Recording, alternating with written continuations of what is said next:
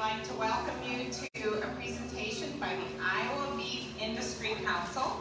And Kelsey is going to show us how to cook the perfect prime rib. And before she gets started, I just want to mention that this beautiful kitchen that you see in front of you, we had several sponsors. The State Fair had several sponsors that helped create this kitchen. They include the Warner Stellian Company, who furnished the appliances. The Cambria countertops furnished the countertops. And Royal Prestige furnished the cookware that we use for induction cooking on the range top. Then we also have Rada Cutlery, and the Fairway Meat and Grocery Store. They have furnished a lot of the staples that we've used throughout the week for our demonstrations. So with that, I'm going to turn it over to the Iowa Beef Industry Council, and we hope you enjoy the demonstration. All right, can you guys all hear me okay? Yeah? Good, even in the back. Good to hear. So first off, I apologize, we're starting a couple minutes late. This is the fullest we've ever seen it here in the kitchen, which is awesome. So I was cutting up some more staples really quick. Yeah. So thank you guys all for being here. It's awesome to see such a great crowd, but I'm curious, are you guys just needing to get out of the heat, or you just really want some prime rib? You know, it's actually very nice out today, so I thought, oh, maybe not as many people need to come in for some air conditioning. Maybe we won't have as good of a crowd, but clearly that is not the case. So I'm excited you guys are as excited about prime rib as we are. So my name is Kelsey Burns, and I am from southeast Iowa. I grew up on a pig, corn, and soybean farm down in Washington County. Anybody here from Washington? Woo! We got lots of Washington County. Good. I'm not there anymore, but we'll get there. So I grew up on a pig, corn, and soybean farm there, and then I went to Iowa State to get my degree in food science. So after graduating from Iowa State, I was a sensory scientist at Johnsonville Sausage in Sheboygan, Wisconsin. I loved my time at Johnsonville, but knew that eventually we wanted to move back to the farm operation. And when I say back to the farm operation, unfortunately, it's to my husband's farm operation. So we are now in northern Iowa, which I do love. Anybody from Mitchell County? No? Oh. Washington County is where it's at. So we live just outside of Riceville, and there we have, we raise pigs, corn, and soybeans, and 3 kids. So, 4 if you count my husband. All right, so we moved back to the farm, and I'll be honest, when we made that decision to move back to the farm, I was really nervous because I didn't know what I was going to do. I mean, I have a food science degree, and the nearest Target or big town is an hour away.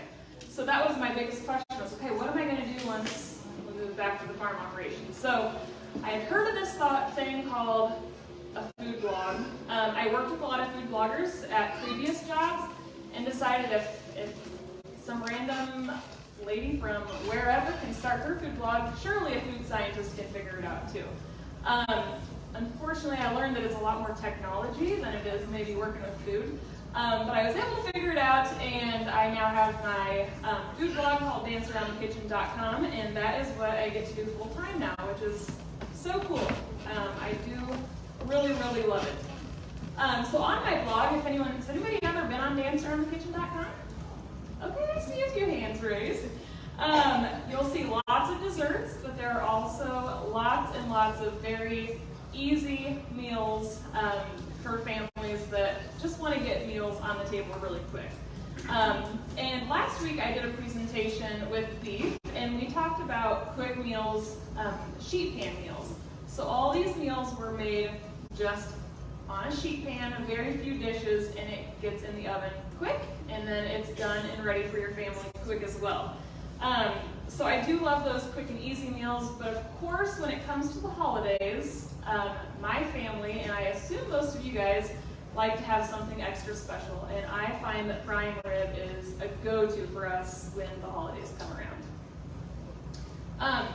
So, there are a few reasons that I really love working with Iowa beef. So first off, I mean, we're talking prime rib, and I don't think I've ever met anyone that doesn't like prime rib. So that's good for starters. But also, I really love working for cattle farmers. Of course, I grew up with pig farmers, but now that I'm in northern Iowa, there are a lot more cattle farmers around where we're at. My Uncle Bob raises cattle just down the road. And so it's just really cool to see how hardworking they are, and that turns into really high quality meat that they sell later on. Do we have any beef farmers here? Yeah, very good. Cool, so we got quite a few. Like I said, I love supporting beef farmers because I know that they worked hard, and I feel comfortable enough feeding it to my family because I know that cattle farmers also feed it to their families too. And the last reason that I was really excited to do prime rib was because I feel like it's a really intimidating cut. I mean, this thing is like a 16-pound hunk of meat, and it can be really, really intimidating, but I think hopefully you'll walk away with, after today and say, okay, that really isn't so bad. I would feel confident doing that in my own kitchen. Raise your hand if have you ever cooked a prime rib? Okay, so lots of people have cooked one. Now, the people who have not, do you have any reasons why you haven't cooked one? Is it intimidating? Is it the time that it takes?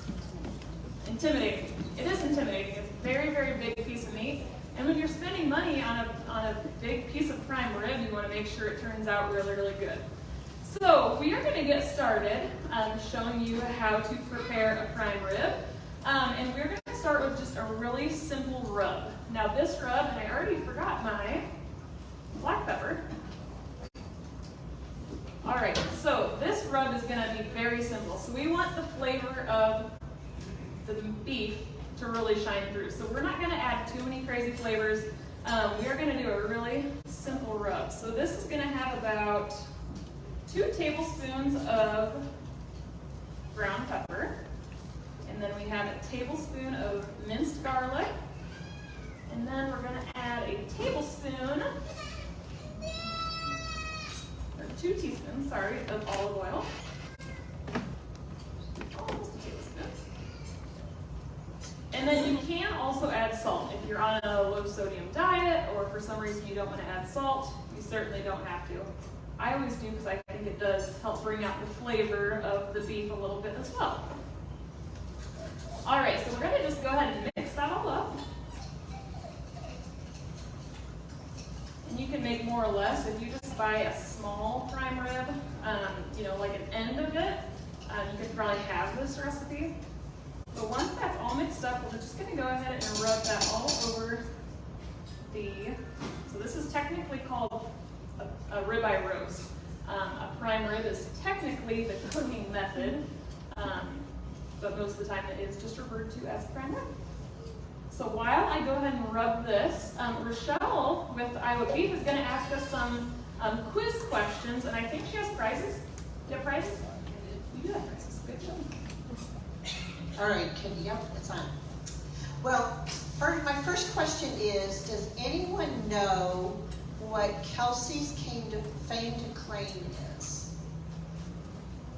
I saw him over there. She was on the Food Network on a game show. Yeah, was it last spring?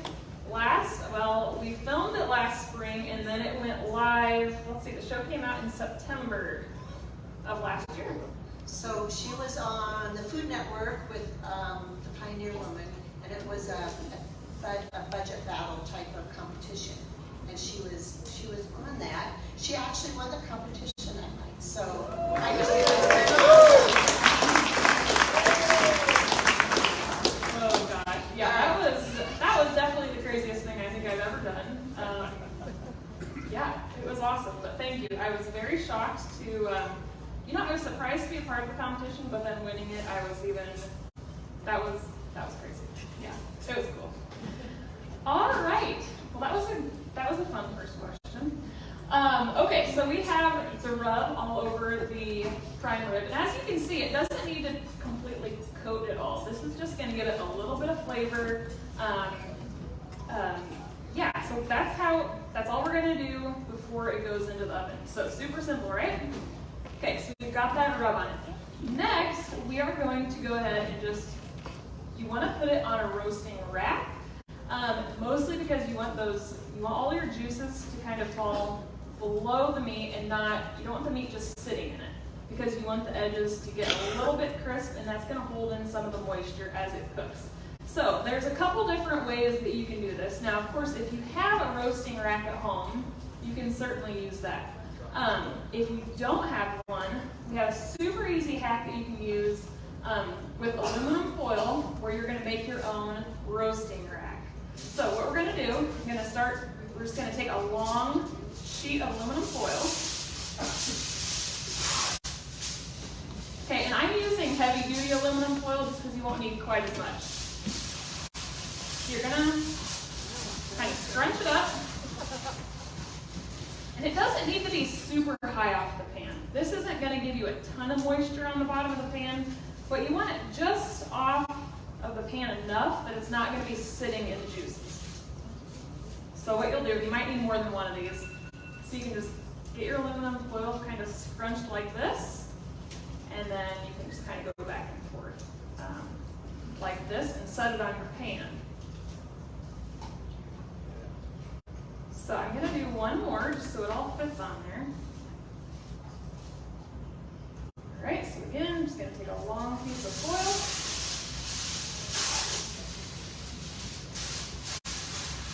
I think a lot of times people, when they think of cooking such a big piece of meat, they worry that the supplies they have at home aren't going to be big enough to fit all of the meat. So if you can use things like aluminum foil or something that you already have at home, that is no longer an issue. All right, so I'm just going to kind of snake it back and forth here. Okay, so once I have that ready, we're going to move the prime rib over to the rack that's going to go into the oven. All right. Now, when you cook it, do you want to cook it fat side up or fat side down? Raise your hand if you think up. Yes, that is correct. So we are going to cook it fat side up, and then are we going to cover it with foil? Yes or no? No. No, we do not want to cover it with foil, because when you cook it, that air coming through the oven is going to kind of crisp up the edges a little bit, and it's going to hold all the juices inside. So we're going to leave it uncovered, and we're not going to add any water or anything like that to the bottom of your pan. It's going into the oven exactly like this. So fat side up, no water, no foil. So this is prime rib, and now a couple things when cooking your prime rib. The most important thing is to know when to take it out of the oven.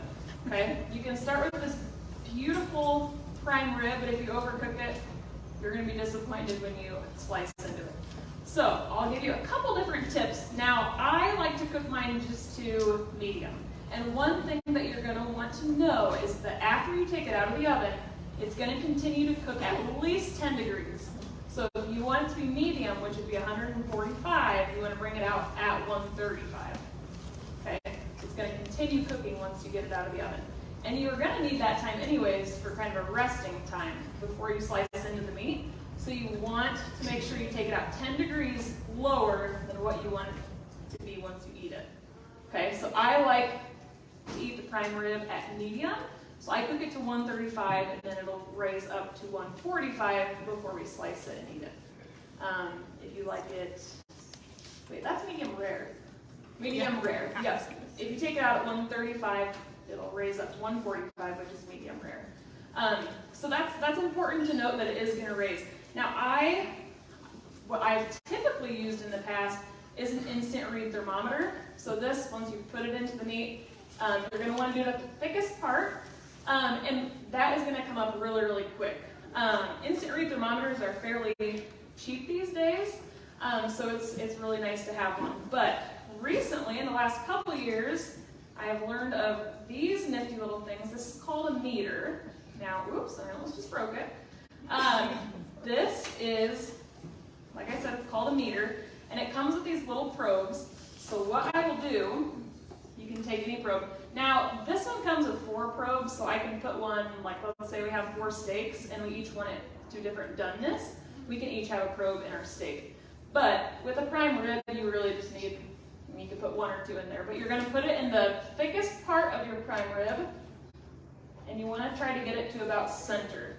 Now what this is gonna do is, there's an app that goes with it, so it connects to your phone or your iPad or whatever you wanna use, and it's gonna give you an estimated time of when it will be done. So, for example, it might say this will be done at 2:30 p.m. You know, it's going to give you an estimate, which is really, really nice, especially with holiday meals. You know what time to start the mashed potatoes, or what time you can start other parts of the dish. So like I said, this is a meter. If you have anyone in your family that loves to grill or loves to smoke meat, I highly recommend it. It's a little pricey, but it would make for a very nice gift, and the meat always comes out just perfect. All right, so next I'm going to show you. Now, when you serve prime rib, some people really like it with like a horseradish sauce, and I find that to be, some people love it, some people would much rather have their prime rib just as is. Raise your hand if you like it with a horseradish sauce. Okay, so about half and half. And what I typically find is the people that don't love horseradish really dislike horseradish. Is this correct? My dad always loved horseradish, and he would sit right next to me at the table, and he'd always just take a forkful, and I didn't like horseradish. So, anyways, I'm gonna show you a really simple horseradish sauce.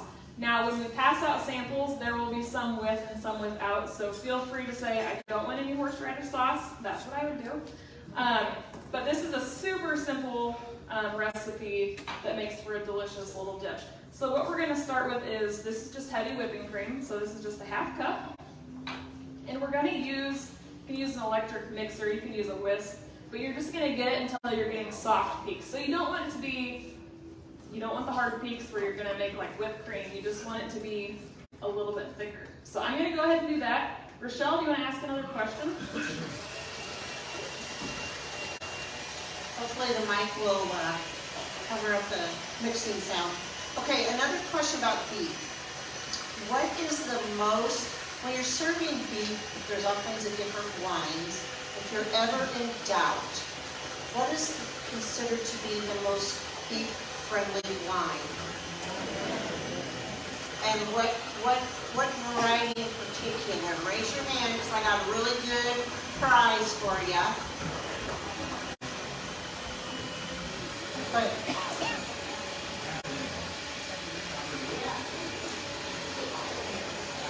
Cabernet Sauvignon. Okay, so if you're ever in doubt what to serve your beef with, the Cabernets are the most beef-friendly wine. Okay, and usually, typically, when you have a a stronger, more dense, intense flavored wine, you're going to probably want to serve that with some of your heavily marbled, really beefy flavored steaks and roasts. So that's why you do that. So I got a $10 gift certificate for you for purchasing beef. So anyway, another question, or are you ready to go on? I think we're ready. Okay. All right, so you guys can you guys see this? Yeah. Okay, perfect. So you can tell that you're getting kind of soft peaks, so they're not staying.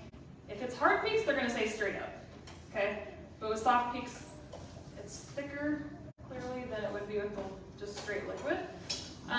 So once that's ready, we're going to add the horseradish. Now, like I said, I don't love horseradish, so I will just add a little bit. This is 3 tablespoons. So if you really like horseradish, you can certainly make it stronger. So we're going to stir that in. We're also going to add a little bit of salt. It's about 1/8 teaspoon. And then for this next part, I'd like to add something green. Now, typically with this recipe, we're going to use fennel, like fresh fennel. I could not find that at the grocery store, so instead we are going to use some fresh chives, which I actually probably prefer. I love the color of chives, and I also think it adds a nice flavor. So we're going to add a few, just probably a couple tablespoons here of fresh chives.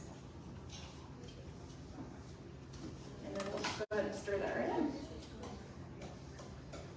So that's a super easy horseradish sauce. It really helps elevate the prime rib, especially for someone that is that loves having horseradish to go with their prime rib. Also, if you want to, maybe instead you prefer to make like an au jus. Especially if you plan to take your prime rib and use the leftovers in like a French dip or something of that sort, you definitely want to save the drippings from your prime rib and turn that into an au jus. A couple different ways to do that. I didn't know if we'd have time to do that today, but I'll kind of walk through it quick. I like to add a little bit of red wine. So if you start with like a cup of the beef stock, now if you forget for some reason to grab the drippings from the pan, you can just start with beef stock or beef broth, that kind of thing. So you want a cup of that. You can add up to a cup of red wine. It's going to add a lot of flavor. So if it's your first time adding red wine, I would just add a little bit of like a dark, like a cab or something like that. And then you can also add salt and pepper. You can add a little bit of garlic. If you want it to be a little thicker and have a little bit more body than just like a beef stock, then you can also add a teaspoon or a tablespoon of cornstarch to kind of thicken that a bit too. So I do recommend that, especially like I said, if you want to use it as French dip later on.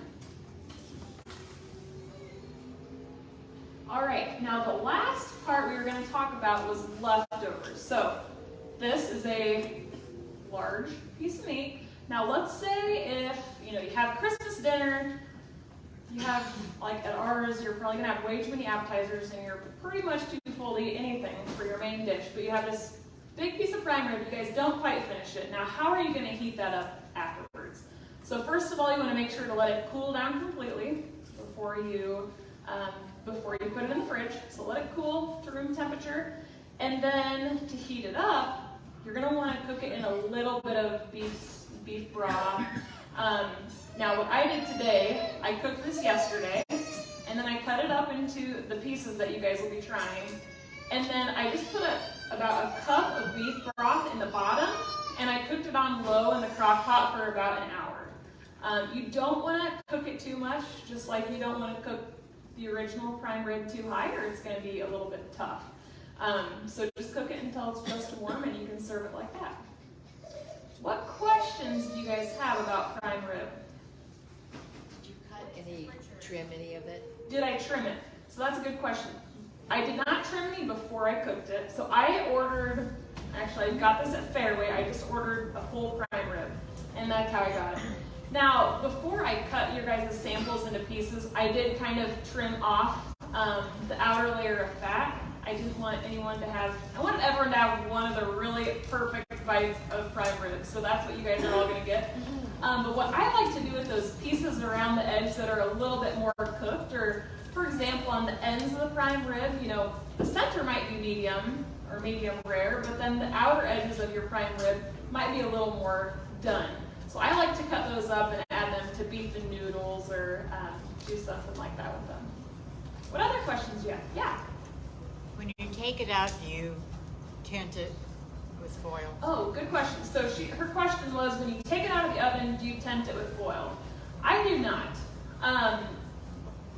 Once you get it out of the oven, you're going to let it rest for at least 15 or 20 minutes. Now, again, it's a big piece of meat.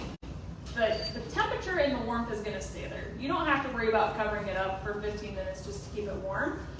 So I would just leave it uncovered. I think that typically ends up just fine. Anybody else? Yeah? What temperature are you cooking in the oven? Oh, great question. What temperature am I cooking it in the oven? Now, if you grab the brochure, don't feel like you have to remember everything I say, because everything is in the brochure. These are all the USDA recommendations for times and temperatures, but I'm cooking it at 350. Yep. What other questions? Yeah? I have a convection oven.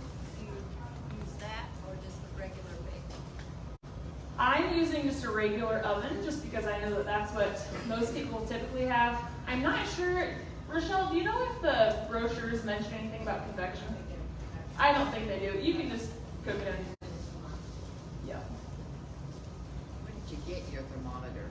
Where did I get my thermometer? So it's called a Meter brand.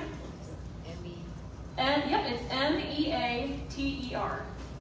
Yep, and like I said, you can find ones that just have one probe, or you can find ones that have 4. They are super nice, especially when you're grilling or smoking something that's going to take quite a while. What other questions? How do you size the roast per number of people? Ooh, that's a great question. How do you size the roast per number of people? So my husband and I were just talking about this yesterday. So this is a 16-pound roast. Depending on how big of a chunk you're going to serve everyone, this is probably going to serve at least 20 to 24 people. Yep, so that's going to be about 3/4 inch thick pieces of meat. Any other questions? Yeah, so you want to put it in just until the tip of the probe is going to be right in the center of the piece of meat. So think about if it's cooking from the outside in, you want it to be the part that's going to get the heat last. So the very thickest part is where you're going to put the probe. Is there a line on the probe? Is there? See, I'm learning something new. There is a line on the probe. Guys, learning something new today. Okay, so there is a line right about here. So you're going to put it into the meat until it hits that line. I was testing your knowledge. He gets a prize. Yeah. What's that? He needs a door prize.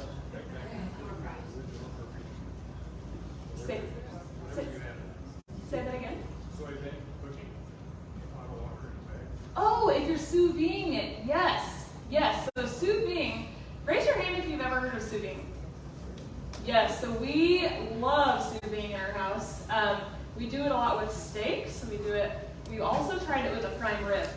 And what sous videing is, if you haven't heard of it, so basically think of a tub of water, and you're going to vacuum package whatever cut of meat you have. So this would be in a big vacuum packed bag, and you're going to set the temperature of the water. So the sous vide is a device that goes down into water, and it keeps the water at exactly a certain temperature. So that's going to make sure that the meat gets to that exact same temperature. And the beauty of this is, especially when you're cooking for a holiday meal or something like that, you can start cooking in the morning, and it's never going to go above that temperature. So you can start cooking at 8 a.m. and you can wait and serve it at 6 p.m. and it's still going to be that perfect temperature. Now, the only thing that I always recommend if you're going to sous vide, we do this a lot, like I said, with steak. So you're going to get it to this exact temperature, and then we like to sear the edges just to get a little bit of texture on the edge and a little bit of color. But yeah, it's always going to come out just the perfect temperature. I do highly recommend using a sous vide if you have one too. And you can also do the rub before you put it into the bag and sous vide it. It's going to give you really nice flavor as well. Rochelle, do you have any other questions?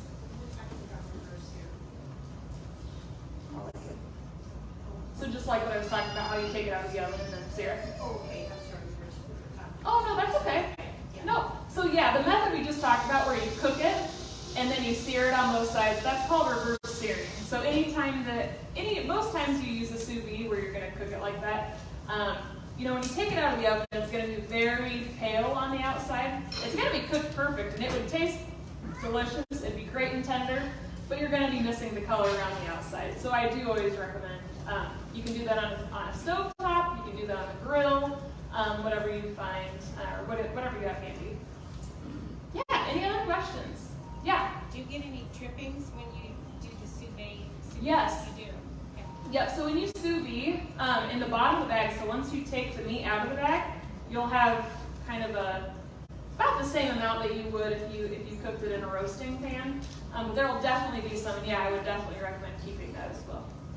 And I suppose the drippings get dried on this pan. Yeah. So you have to put on your stove top with a little drop or something to get it scraped up. Right, you can, so if you're going to take it out of the bag or off the, if you're going to take it out of the bag and do a reverse sear, you can put a little bit of oil down on your pan or on your grill. You probably wouldn't need to, but then are you asking when you clean that up? Well, when you have this. Like when you clean the pan? Yeah. Yeah. So we want some drippings. Yes. stuck on there, so you Correct. can't just leave it on the stove top and kind of Yep, a little so, broth. so if you have a pan that has really bad drippings on the bottom that's stuck on pretty good, have you, if anybody has seen, like in the aisle of the grocery store that has the dish soap, there's Dawn Power Spray, so that you just want to kind of rinse off whatever you can, or get whatever you can off the pan, get it a little bit wet, and then you're just gonna spray it with that. And that's what I have found works. I was just thinking about the drippings Very best. for your Oh, sauce. sure. The drippings Yeah. for your sauce, Yeah. you can just scrape them off and add them to your mixture.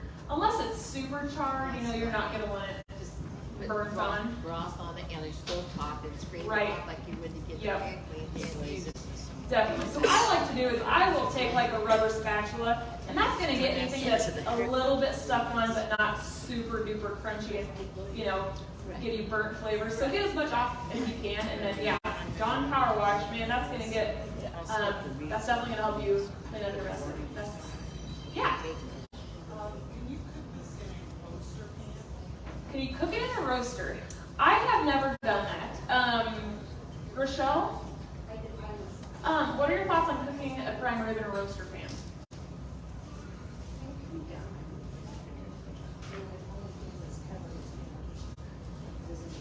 Yeah, right. So the question was if you can cook a prime rib in your roaster pan. You can. You're not going to get it as crisp around the outside because you do have it covered. I probably wouldn't do that the first time I go serve my family a holiday meal. But if you have time to test it and see how it works, what I would maybe recommend is like cook it in your oven, and then if you have an hour while you're waiting to serve it to your family, then transfer it to your roaster and just have it on a really low temperature. And I would put it in the roaster whole, and then go ahead and slice it once you're ready to serve people. Yeah.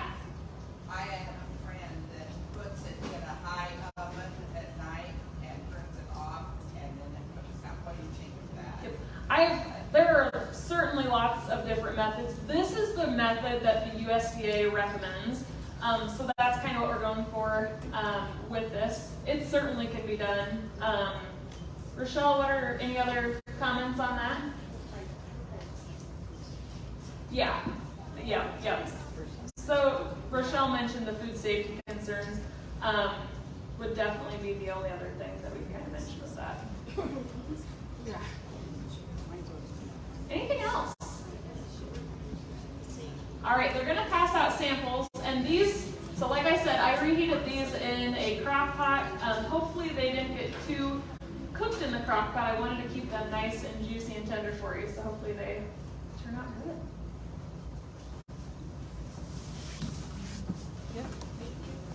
Thank you. Yes, thank you.